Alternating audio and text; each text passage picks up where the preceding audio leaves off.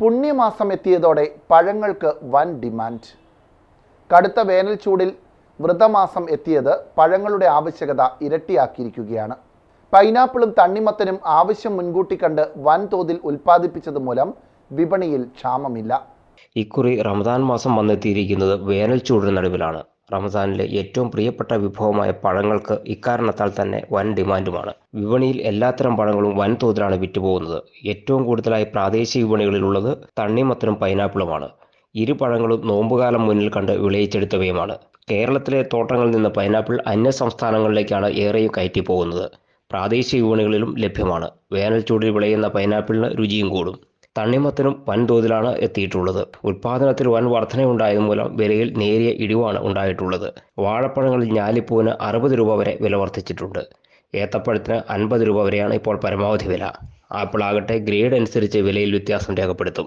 ഏറ്റവും മുന്തിയ ഇനം ആപ്പിളിന് വിപണിയിൽ 350 രൂപ വരെയാണ് വില. ചെറുനാരങ്ങ വില 150 ഉയർന്നിട്ടുണ്ട്. ജ്യൂസിന് കൂടി ഉതകുന്ന പഴങ്ങൾക്കാണ് ഡിമാൻഡ് ഏറെയുമുള്ളത്. മുന്തിരി ധാരാളമായി എത്തിയിട്ടുണ്ടെങ്കിലും ഡിമാൻഡ് കുറവാണ്. ഫ്രൂട്ട്സിനൊക്കെ അത്യാവശ്യം കച്ചവടമുണ്ട്.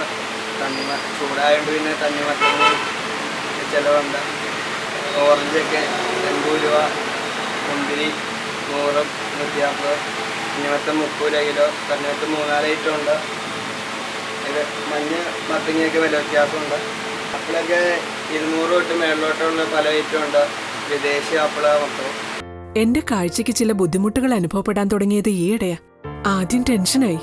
മകളാ പറഞ്ഞത് അഹല്യയിൽ പോകാൻ. അഹല്യയ്ക്ക് 30 വർഷത്തെ പാരമ്പര്യവും വിശ്വസ്തതയുമുണ്ട്. അഹല്യയിലെ വിദഗ്ധരായ ഡോക്ടർമാരുടെ ചികിത്സ കൊണ്ട് എനിക്ക് എന്റെ കാഴ്ചശക്തി പൂർണ്ണമായും തിരിച്ചു കിട്ടി. ഇപ്പൊ എനിക്ക് ഈസിയായി വായിക്കാം. നേത്ര സംരക്ഷണത്തിന് നമ്മുടെ Ahalya. Ahalya foundation eye hospital, കേരളത്തിൽ എല്ലായിടത്തും.